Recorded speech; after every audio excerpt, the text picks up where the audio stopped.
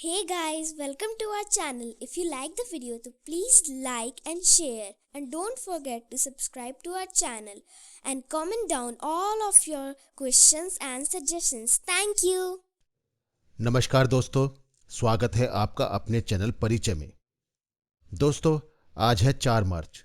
वैसे तो मुझे किसी और विषय पर आज वीडियो बनाना था, पर फिर मेरा ध्यान एक छोटी सी घटना पर पड़ा, क्योंकि स्पाईक्राफ्ट, एस्पेनॉज और डबल एजेंट्स ऐसे विषय मुझे खुद पर्सनली बहुत ज़्यादा पसंद हैं। तो मैंने सोचा क्यों ना आज इसी विषय पर एक वीडियो बनाया जाए।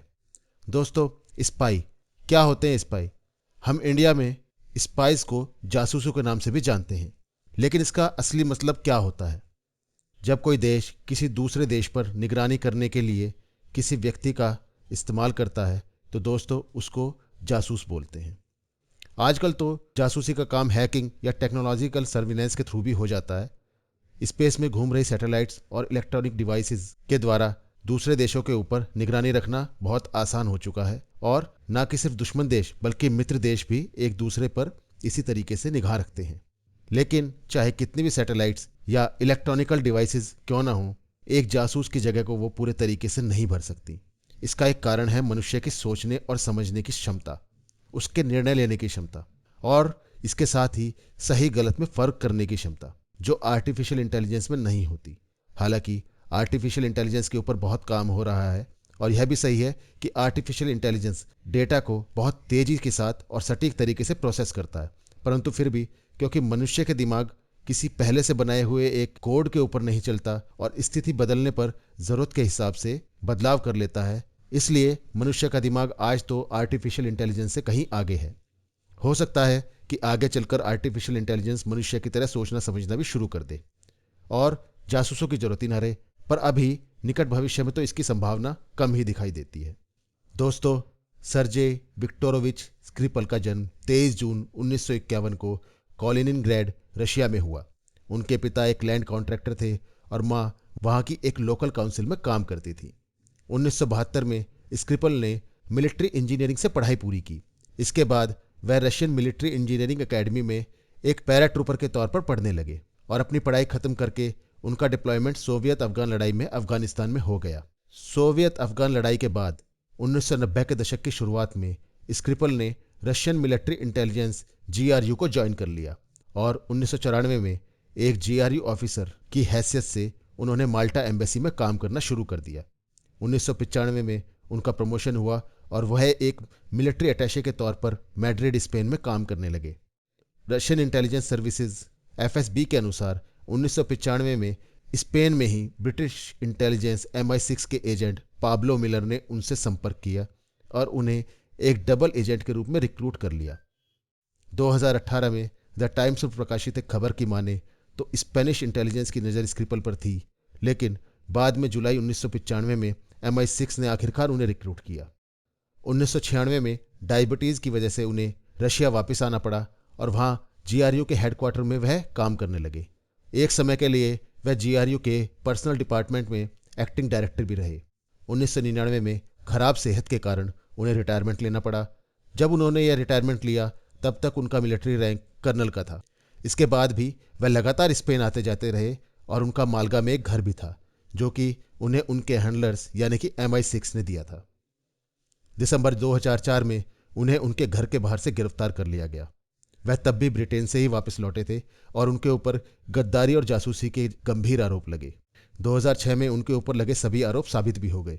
प्रोसिक्यूटर ने कोर्ट में बताया कि 1995 के बाद से ही स्क्रिपल ब्रिटिश इंटेलिजेंस के लिए लगातार काम कर रहे थे, और इसके लिए इन्होंने बहुत सारा पैसा भी लिया था। उन्होंने बहुत सी खुफिया जानकारी भी ब्रिटिश इंटेलिजेंस को दी थी, जिसमें कि रशियन जासूसों के नाम और पहचान भी थी। ऐसा बताया जाता है कि उन्होंने लगभग 300 रशियन जासूसों की जानकारी ब्रिटिश MI6 को दी थी। दोस्तों, 300 जासूसों की आइडेंटिटी और उनकी जानकारी, यह कोई छोटी मोटी जानकारी नहीं थी। कई बार आपने हमारे देश में भी सुना होगा कि पाकिस्तान से आए हुए एक जासूस को गिरफ्तार कर लिया गया, लेकिन अगर आप थोड़ी सी रिसर्च करेंगे तो आपको पता चलेगा कि एक साल में ऐसे 1 या 2 ही जासूस पकड़े जाते हैं। तो आप सोचिए कि उन्होंने 9 या 10 सालों के अंदर कितने जासूसों की आइडेंटिटी और कवर ब्रिटिश इंटेलिजेंस को रिवील की थी। 2006 में उन्हें 13 साल की सजा हुई, लेकिन 2010 में उन्हें उस समय के रशियन प्रेसिडेंट दिमित्री मेदवेदेव ने माफी दे दी थी। अब आपके दिमाग में एक प्रश्न आ रहा होगा कि अगर वह इतने बड़े डबल एजेंट थे और उन्होंने इतना नुकसान रशियन इंटेलिजेंस को पहुंचाया था, तो आखिर क्यों सिर्फ 4 सालों के अंदर ही उन्हें माफी दे दी गई। तो मैं आपको बताना चाहता हूं कि उन्हें माफी सिर्फ इसलिए दी गई थी क्योंकि स्क्रिपल के बदले ब्रिटिश सरकार ने जिन रशियन जासूसों को जो कि रशियन इलीगल प्रोग्राम से संबंध रखते थे वो रशिया को दिए थे। उनके साथ 3 और अमेरिकी जासूस जो कि रशिया की जेल में बंद थे और लगभग 10 रशियन इलीगल्स के बदले छोड़ दिया गया था। दोस्तों, रशियन इलीगल प्रोग्राम क्या था? अगर आप इसके बारे में जानना चाहते हैं तो एक वेब सीरीज द अमेरिकन जरूर देखिए। मैं यह तो नहीं कहता कि यह वेब सीरीज पूरी तरीके से सत्य घटनाओं पर आधारित है, लेकिन जब भी ऐसी वेब सीरीज या कोई मूवीज बनती हैं तो उनका रेफरेंस हमेशा सच्ची घटनाओं से ही लिया जाता है। रशिया की जेल से रिहा होने के बाद स्क्रिपल ब्रिटेन में ही बस गए। वहां उन्होंने एक घर ले लिया और वहीं रहने लगे। ऐसा बताया जाता है कि 2010 के बाद भी स्क्रिपल बहुत सारी खुफिया जानकारी ब्रिटिश इंटेलिजेंस और उनके सहयोगियों को लगातार देते रहे। 2012 में उनकी बीवी की मौत कैंसर के चलते हो गई और 2014 में उनकी बेटी भी रशिया वापस चली गई और वहां एक सेल्स जॉब करने लगी। मार्च 2017 में उनके बेटे की 43 साल की उम्र में संदिग्ध हालातों में मौत हो गई। दोस्तों, 4 मार्च 2018 यानी आज ही के दिन जब इनकी बेटी रशिया से उनसे मिलने आई हुई थी, तो वह दोनों एक मॉल के पास एक पब्लिक बेंच पर बेहोशी की हालत में वहां से गुजर रहे एक डॉक्टर और नर्स को मिले। उन्होंने तुरंत उन दोनों को हॉस्पिटल पहुंचाया, जहां शुरुआती जांच में यह पता चला कि उन्हें बहुत ही खतरनाक रशियन नर्व एजेंट नोवाचोक दिया गया था। यहां 15 मार्च तक उन दोनों की ही हालत काफी गंभीर बनी रही, लेकिन 15 मार्च के बाद उनकी बेटी की हालत में कुछ सुधार आया। 7 अप्रैल 2018 को डॉक्टर ने स्क्रिपल को भी खतरे से बाहर बताया और 18 मई 2018 को उन्हें भी हॉस्पिटल से डिस्चार्ज कर दिया गया। हालांकि दोनों ही खतरे से बाहर थे, फिर भी घटना के 1 साल बाद तक भी डॉक्टर्स को लगातार उनका इलाज करना पड़ा था। जब अस्पताल में वो दोनों संघर्ष कर रहे थे, तभी 6 अप्रैल को British prime minister Theresa May ने बताया कि जांच के बाद यह पता चला है कि उन दोनों को ही मारने के लिए जिस नर्व एजेंट का इस्तेमाल किया गया था वह रशियन नर्व एजेंट नोवाचोक था और उसको रशिया में ही बनाया गया था। साथ ही उन्होंने यह आरोप भी लगाया कि इस सब घटना की जिम्मेदार रशियन सरकार है और इसके 2 दिन बाद ही उन्होंने लगभग 23 रशियन डिप्लोमेट्स को बर्खास्त भी कर दिया था। क्योंकि स्क्रिपल की जान का खतरा अभी भी बना हुआ था, तो आखिरकार उन्हें और उनकी बेटी को खुफिया आइडेंटिटी के तहत न्यूजीलैंड में रहने के लिए भेज दिया गया।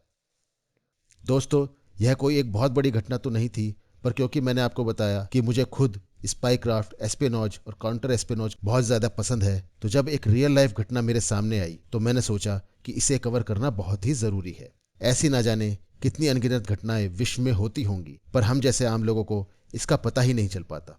उम्मीद है कि आपको भी यह रोचक घटना पसंद आई होगी, और अगर आपको मेरा कंटेंट पसंद आ रहा है तो कृपया करके लाइक, शेयर और सब्सक्राइब करना ना भूलें। दोस्तों, आपसे सोमवार को मैं एक नए विषय को लेकर फिर मिलता हूं। तब तक के लिए धन्यवाद। Thank you very much.